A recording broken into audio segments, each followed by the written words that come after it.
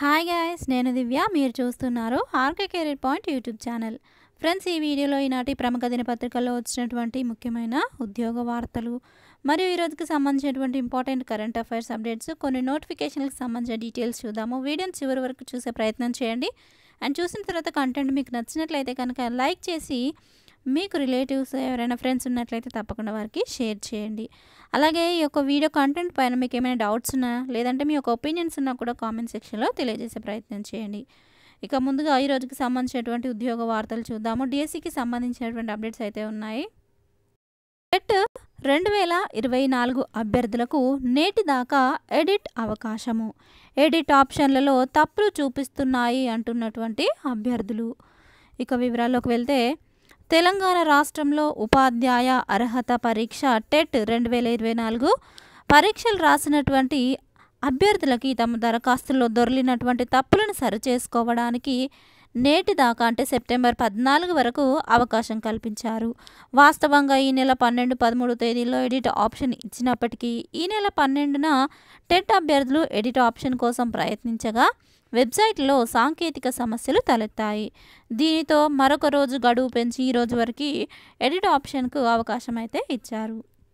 అయితే అలాగే గతంలో తాము ఎడిట్ చేసుకున్నటువంటి విషయాలను కూడా తిరిగి తప్పుగానే చూపిస్తున్నాయని అభ్యర్థులు ఆందోళన చెందుతున్నారు.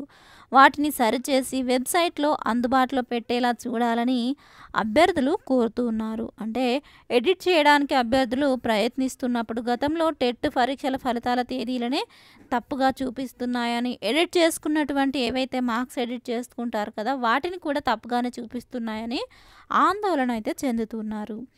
ఇక టెట్ 2024కి సంబంధించిన పరీక్షలను మే నెల 20 నుంచి జూన్ 2 వరకు నిర్వహించారు. జూన్ 12న ఫలితాలను విడుదల చేశారు. మొదటిసారి టెట్ పరీక్షలను ఆన్లైన్లో రాష్ట్రంలోని 11 జిల్లా కేంద్రాల్లో నిర్వహించారు. ఇక ఇదే న్యూస్కి సంబంధించి మరొక న్యూస్ పేపర్లో ఈ విధంగా ఇచ్చారు, చూద్దాము. టెట్ మార్కుల సవరణకు సాంకేతిక సమస్య వెంటనే పరిష్కరించాలి డిఎడ్ బిఎడ్ అభ్యర్థుల సంఘం. వివరాల్లోకి వెళ్తే, ఉపాధ్యాయ పోస్టుల భర్తీ కోసం జిల్లా నియామక కమిటీ డిఎస్సికి దరఖాస్తు చేసినటువంటి అభ్యర్థులు టెట్ మార్కుల సవరణకు సంబంధించిన సాంకేతిక సమస్యలు తలెత్తడంతో ఆందోళన చెందుతున్నారని తెలంగాణ రాష్ట్ర డిఎడ్ బిఎడ్ అభ్యర్థుల సంఘం అధ్యక్షులు రావుల రామ్మోహన్ రెడ్డి తెలిపారు. దీంతో టెట్ మార్కులను సవరించుకోవడానికి అవకాశం లేదని శుక్రవారం ఒక ప్రకటనలో పేర్కొన్నారు. కొంతమంది సవరించుకున్నా ఇప్పుడు పాత టెట్ మార్కులే కనిపిస్తున్నాయని కూడా వివరించారు. ఇంకోవైపు టెట్ రాత పరీక్షల తేదీలు తప్పుగా చూపిస్తున్నాయని తెలిపారు. ఇక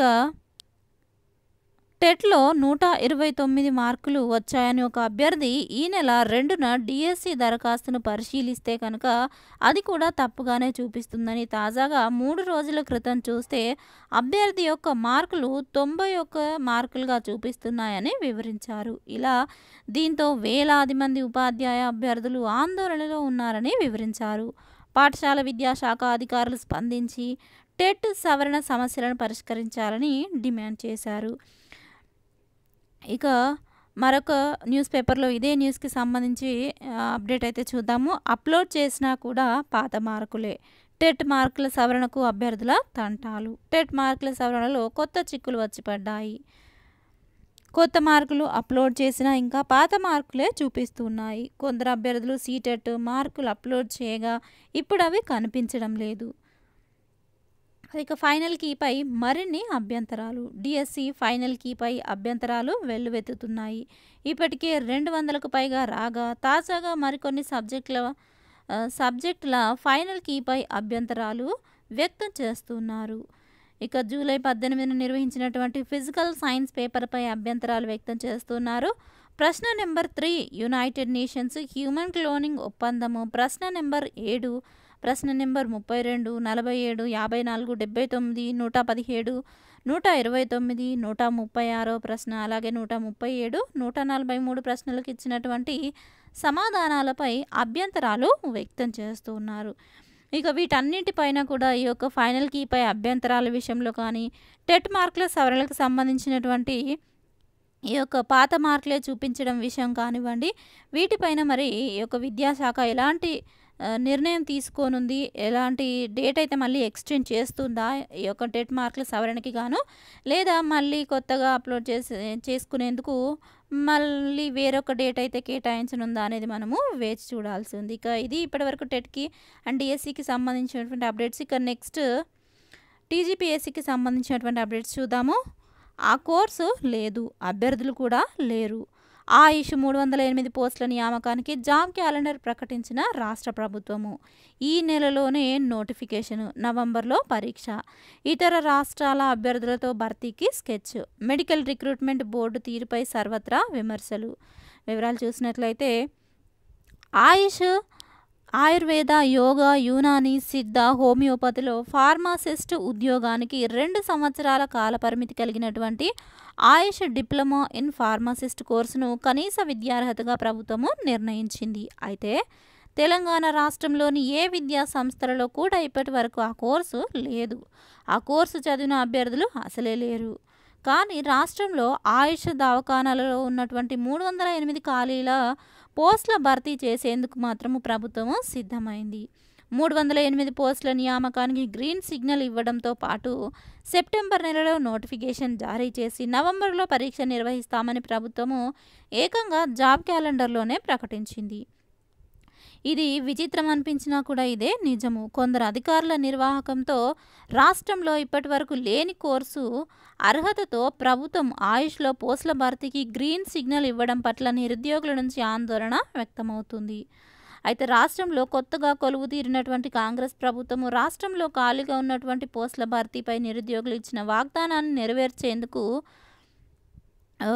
సిద్ధమవుతోంది. ఇందులో భాగంగా ఆగస్టు 2న ప్రభుత్వము జాబ్ క్యాలెండర్ను విడుదల చేసింది. అయితే ఈ కోర్సులో వేరొక రాష్ట్రాల నుంచి అభ్యర్థులను రిక్రూట్ చేసుకునేటువంటి నిర్ణయంలో ఉంటుందేమో అనేటువంటి అనుమానాలు అయితే ఇక్కడ అభ్యర్థులు వ్యక్తం చేస్తున్నారు. ఇదే జరిగితే సొంత రాష్ట్రంలో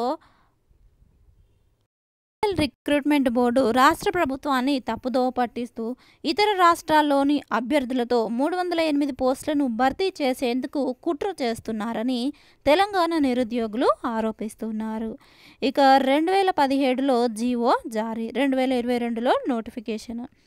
ఆయుష్లో ఫార్మసిస్ట్ పోస్టుల భర్తీకి ఇన్ సర్వీస్లోకి వచ్చినటువంటి అభ్యర్థులకు 6 నెలల పాటు థియరీ, 6 నెలల ప్రాక్టికల్ అనుభవంతో కూడినటువంటి ఇన్ సర్వీస్ ట్రైనింగ్ను పూర్తి చేసినటువంటి వారికి పరీక్ష నిర్వహించి ట్రైనింగ్ సర్టిఫికెట్ జారీ చేసేటువంటి నిబంధన మాత్రమే మన యొక్క రాష్ట్రంలో అమల్లో ఉంది. అయితే ఈ క్రమంలోనే ఆయుష్ ఫార్మాసిస్ట్ పోస్టుకు కనీస విద్యార్హతలుగా 2 సంవత్సరాల కాల వ్యవధి గల డిప్లొమా ఇన్ ఆయుష్ కోర్సును కనీస విద్యార్హతగా పేర్కొంటూ 2017లో అప్పటి కేసీఆర్ ప్రభుత్వము జీవో 147ను జారీ చేసింది.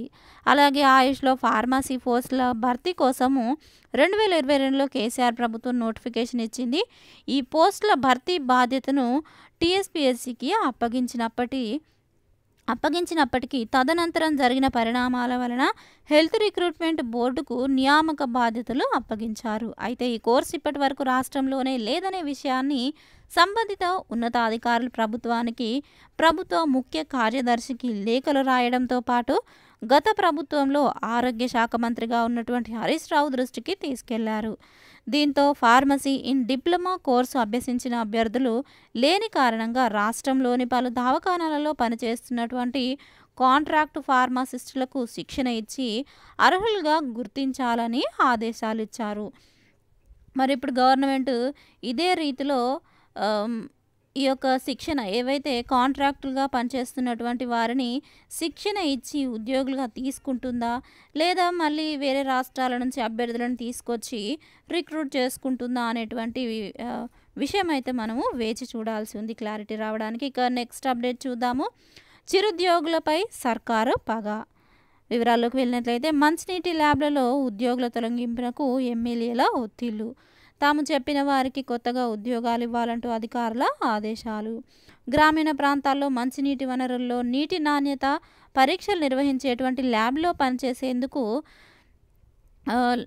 పనిచేస్తూ ఉన్నటువంటి చిరుద్యోగులపై పలు జిల్లాల్లో కూటమి పార్టీ ఎమ్మెల్యేలు జులుం చూపిస్తున్నారు. 15 నుంచి 20 ఏళ్లుగా పనిచేస్తున్న వారిని తొలగించి ఆ స్థానంలో తాము చెప్పిన వారికి మాత్రమే కొత్తగా ఉద్యోగాలు ఇవ్వాలంటూ అధికారులపై ఒత్తిడి చేస్తున్నారు. కేంద్ర ప్రభుత్వ పరిధిలో ప్రభుత్వ లాగిన్స్ కలిగి ఉండడంతో పాటు ల్యాబ్ ట్రైనింగ్ పొంది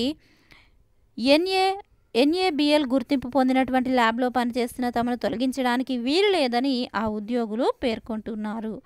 ఈ మేరకు గ్రామీణ మంచినీటి సరఫరా విభాగము ఉన్నతాధికారులు ఈ యొక్క జిల్లాల అధికారులకు మెమో ఆదేశాలు జారీ చేసినప్పటికీ రాజకీయ ఒత్తిళ్లు తట్టుకోలేక కొంతమంది అధికారులు కొన్ని జిల్లాల సిబ్బందిని తొలగించడానికి ప్రయత్నం చేస్తున్నారని ఉద్యోగ సంఘాల ప్రతినిధులు మండిపడుతున్నారు.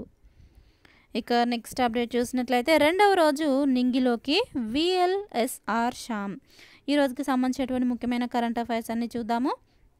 వివరాల్లోకి వెళ్ళినట్లయితే గగనతలంలోని లక్ష్యాలను ఛేదించడానికి ప్రయోగించేటువంటి స్వల్ప శ్రేణి క్షిపణి vertical launch short range surface to air మిసైల్ను భారత్ శుక్రవారం పరీక్షించింది. ఈ అస్త్రాన్ని పరీక్షించడము 2 రోజుల్లో ఇది రెండవసారి. ఒడిషా తీరంలోని చాందీపూర్లో ఉన్నటువంటి ఇంటిగ్రేటెడ్ టెస్ట్ రేంజ్ ఇందుకు వేదిక అయింది. 2 పరీక్షల్లోనూ క్షిపణులు గగనతలంలో తక్కువ ఎత్తులో వేగంగా దూసుకెళ్తున్న లక్ష్యాలను విజయవంతంగా నేలకూల్చాయని రక్షణ పరిశోధన అభివృద్ధి సంస్థ తెలిపింది. ఈ విషయంలో అవి తిరుగులేని ఖచ్చితత్వాన్ని ప్రదర్శించాయని వివరించింది. ఈ ప్రయోగాలను విజయవంతంగా నిర్వహించినటువంటి డిఆర్డీఓ నౌకాదళము ఇతర బృందాలను రక్షణ మంత్రి రాజ్నాథ్ సింగ్ అభినందించారు. ఆధునిక సాంకేతికతతో కూడినటువంటి అస్త్రాలు సైనిక దళాలను మరింత బలోపేతం చేస్తాయని ఆయన తెలిపారు. ఈ ప్రయోగాల నేపథ్యంలో ఐటీఆర్లోని 3వ లాంచ్ ప్యాడ్ చుట్టుపక్కల 6 గ్రామాల్లోని 3001 మందిని తాత్కాలికంగా సురక్షిత ప్రాంతానికి తరలించారు. ఇక నెక్స్ట్ కరెంట్ అఫైర్స్ చూద్దాము. సికింద్రాబాద్ నాగ్పూర్ వందే భారత్కు 20 కోచ్లు.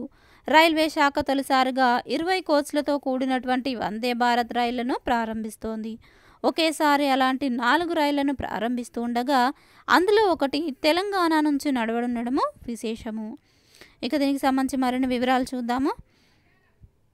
భారతీయ రైల్వేల్లో విప్లవాత్మక మార్పునకు కారణమైనటువంటి వందే భారత్ రైళ్ల సిరీస్లో మరొక నూతన అంకానికి కేంద్ర ప్రభుత్వము తెరతీస్తోంది.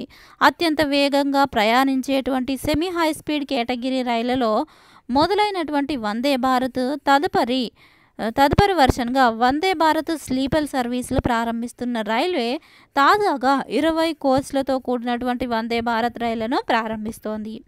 ఇప్పటి వరకు 16 కోచ్ల వందే భారత్, 8 కోచ్ల మినీ వందే భారత్ రైళ్లే తిరుగుతున్నాయి. మొదటిసారిగా 20 కోచ్ల రేక్ను ప్రారంభిస్తున్నారు.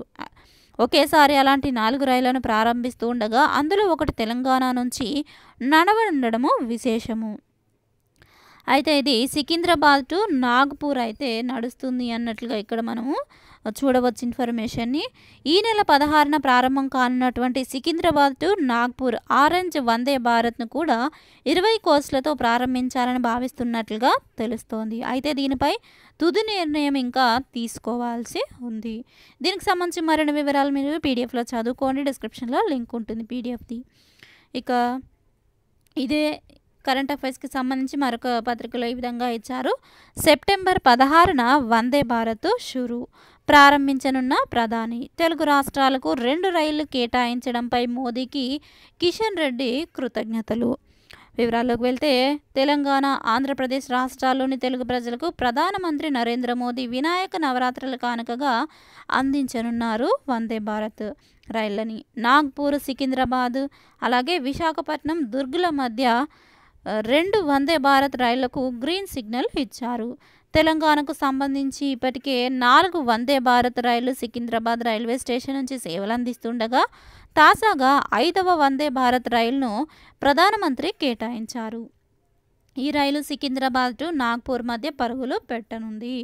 ఇక విశాఖపట్నం, దుర్గ్, ఛత్తీస్గఢ్ మధ్య కూడా మరో వందే భారత్ రైలు సేవలు అందించనుండగా ఈ 2 రైళ్లను ఈ నెల 16న ప్రధానమంత్రి అహ్మదాబాద్ నుంచి వర్చువల్గా ప్రారంభించనున్నారు.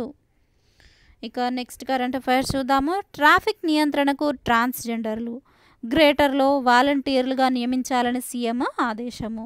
వారికి ఆర్థిక భరోసాతో పాటు సమాజంలో గౌరవం లభిస్తుందని వ్యాఖ్య.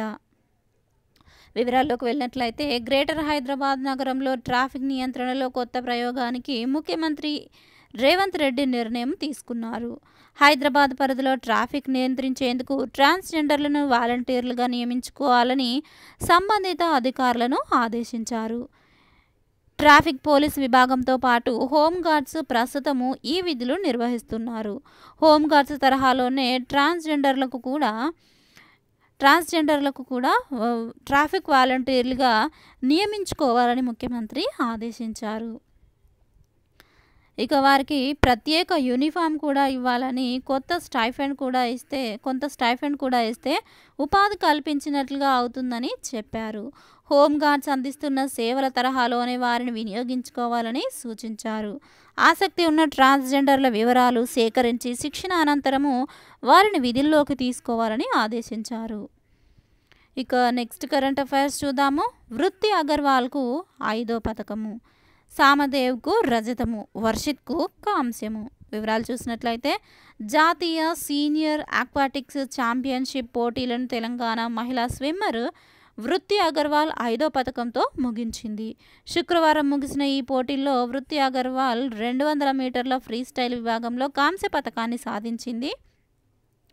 ఇక 2 నిమిషాల్లో 9.25 సెకండ్లలో గమ్యానికి చేరి 3వ స్థానాన్ని దక్కించుకుంది. ఈ పోటీల్లో వృత్తి అగర్వాల్ 1500 మీటర్లు అలాగే 800 మీటర్ల ఫ్రీస్టైల్ విభాగాల్లో స్వర్ణ పథకాలు, 400 మీటర్ల ఫ్రీస్టైల్ విభాగంలో రజతము, 200 మీటర్ల బటర్ఫ్లై విభాగంలో రజతం సాధించి, మరోవైపు ఆంధ్రప్రదేశ్ స్విమ్మర్ మోంగం తీర్దు సామదేవ్ పురుషుల 400 మీటర్ల మెడ్లే ఈవెంట్లో రజత పథకము, తెలంగాణ స్విమ్మరు ధూళిపూడి వర్షిత్ కాంస్య పథకము గెలుచుకున్నారు. ఇక నెక్స్ట్ కరెంట్ అఫైర్స్ చూద్దాము. భారత జట్ల హ్యాట్రిక్, చెస్ ఒలింపియాడ్లో వరుసగా 3వ విజయము. చెస్ ఒలింపియాడ్లో భారత పురుషుల, మహిళల జట్లు వరుసగా 3వ విజయం నమోదు చేశాయి. శుక్రవారం జరిగినటువంటి 3వ రౌండ్ మ్యాచ్లో భారత మహిళల జట్టు 3-1తో స్విట్జర్లాండ్ జట్టును ఓడించగా, భారత పురుషుల జట్టు 0.5తో హంగేరీ బి జట్టుపై గెలిచింది. స్విట్జర్లాండ్తో జరిగినటువంటి గేముల్లో భారత స్టార్ ద్రోణవల్లి హారిక 46 ఎత్తుల్లో ప్రపంచ మాజీ ఛాంపియన్ అలెగ్జాండ్రా కొస్టెనిక్ చేతిలో ఓడిపోగా, వైశాలి 38 ఎత్తుల్లో గజల్ హకింఫర్డ్పై, దివ్య దేశ్ముఖ్ 32 ఎత్తుల్లో సోఫియా హిజ్రోవాల్పై, వంతిక అగర్వాల్ 48 ఎత్తుల్లో మరియా మాంకోపై విజయం సాధించారు. ఇక నెక్స్ట్ కరెంట్ అఫైర్స్, ఈ వీక్కి సంబంధించినటువంటి కరెంట్ అఫైర్స్ మళ్ళీ ఒకసారి రివిజన్ చేసే ప్రయత్నం చేద్దాము. ఆల్రెడీ వీటికి సంబంధించి మన యొక్క ప్రీవియస్ క్లాసెస్లో కరెంట్ అఫైర్స్ అయితే చెప్పడం జరిగింది. సిపిఎం ప్రధాన కార్యదర్శి సీతారాం ఏచూరి సెప్టెంబర్ 12న ఢిల్లీలో మరణించారు. పుచ్చలపల్లి సుందరయ్య తర్వాత సిపిఎంకు నేతృత్వం వహించిన 2వ తెలుగు వ్యక్తిగా ఆయన పేరు పొందారు. ఆ పదవిలో ఉండగా కన్నుమూసినటువంటి తొలి నాయకుడు ఈయనే. 1952 ఆగస్టు 12న మద్రాసులో ఏచూరి జన్మించారు. 2005 నుంచి 12 మధ్య 2005 నుంచి 17 మధ్య 12 ఏళ్ల పాటు రాజ్యసభ సభ్యుడిగా సేవలందించారు. 2015 ఏప్రిల్ 19న విశాఖలో జరిగిన పార్టీ సమావేశంలో ప్రకాష్ కారాట్ స్థానంలో సీతారాం ఏచూరి జాతీయ ప్రధాన కార్యదర్శి అయ్యారు. 2018, 22లోనూ ఆ పదవికి తిరిగి ఎన్నికయ్యారు. ఇక నెక్స్ట్ కరెంట్ అఫైర్స్ చూసినట్లయితే ఎలాన్ మస్క్ నేతృత్వంలోని అంతరిక్ష సంస్థ స్పేస్ ఎక్స్ అంతరిక్షంలో తొలిసారి ప్రైవేట్ స్పేస్ వాక్ను నిర్వహించింది. పోలారిస్ డాన్ ప్రాజెక్టు క్రింద ఫాల్కన్ 9 రాకెట్ ద్వారా సెప్టెంబర్ 10న 4 అంతరిక్షంలోకి వెళ్లారు. వారిలో ఒకరైనటువంటి ప్రముఖ వ్యాపారవేత్త జేడ్ ఇస్సాక్మన్ సెప్టెంబర్ 12న తొలుత క్యాప్సూల్స్ నుంచి బయటకు వచ్చి స్పేస్ వాక్ నిర్వహించారు. ఇక నెక్స్ట్ కరెంట్ అఫైర్స్ చూసినట్లయితే ఆసియా పసిఫిక్ సభ్య దేశాల చైర్మన్గా కేంద్ర పౌర విమానయాన మంత్రి కింజరాపు రామ్మోహన్ నాయుడు ఎంపికయ్యారు. ఢిల్లీలో జరుగుతున్న 2వ ఆసియా పసిఫిక్ మంత్రుల స్థాయి సదస్సులో 2024 సెప్టెంబర్ 11న ఆయన ఏకగ్రీవంగా ఎన్నిక జరిగింది. ఇక నెక్స్ట్ ఈరోజు వచ్చినటువంటి న్యూస్ పేపర్స్‌లోని 'సాక్షి'లోని 'భవిత'లో గ్రూప్స్‌కి ప్రిపేర్ అవుతున్నటువంటి క్యాండిడేట్స్‌కి జనరల్ స్టడీస్‌లోని భూగోళ శాస్త్రం టాపిక్‌కి సంబంధించినటువంటి థియరీ ఆర్టికల్ పబ్లిష్ చేశారు. అండ్ అలాగే ఫిజికల్ సైన్స్‌కి సంబంధించి కూడా బిడ్ బ్యాంక్ బుల్లెట్ పాయింట్స్ రూపంలో మెన్షన్ చేశారు. అలాగే ఇక్కడ బిట్స్ కూడా ఉన్నాయి. ఇంట్రెస్ట్ ఉన్న క్యాండిడేట్స్ ఒకసారి డౌన్లోడ్ చేసుకొని చదవండి. అండ్ అలాగే డిఎస్సి డిఎస్సికి సంబంధించినటువంటి బోధన లక్ష్యాలు, సృష్టీకరణలు, సోషల్ మెథడాలజీ సబ్జెక్ట్‌లోని ఇంపార్టెంట్ బిడ్ బ్యాంక్‌ని ఇక్కడ ప్రొవైడ్ చేశారు. వీటికి సంబంధించి కీ కూడా ఉంది ఇక్కడ. ఇంట్రెస్ట్ ఉన్న క్యాండిడేట్స్ ఒకసారి డౌన్లోడ్ చేసుకొని ప్రాక్టీస్ చేసే ప్రయత్నం చేయండి. ఇంకా అలాగే టీజీపీఎస్సీలోని పోటీ పరీక్షలకి ప్రిపేర్ అవుతున్నటువంటి క్యాండిడేట్స్‌కి ఇండియన్ హిస్టరీకి సంబంధించినటువంటి జాతీయత భావానికి సంబంధించినటువంటి థియరీ ఆర్టికల్ ఇక్కడ పబ్లిష్ చేశారు. అండ్ అలాగే ఇందులో రీసెంట్ కరెంట్ అఫైర్స్‌కి సంబంధించి అండ్ అలాగే ఎస్ఎస్సికి సంబంధించి క్వాంటిటేటివ్ యాప్టిట్యూడ్ ఇంగ్లీష్‌కి సంబంధించినటువంటి బిడ్ బ్యాంక్ ఇక్కడ ప్రొవైడ్ చేశారు. ఇంట్రెస్ట్ ఉన్న క్యాండిడేట్స్ ఒకసారి చదివే ప్రయత్నం చేయండి.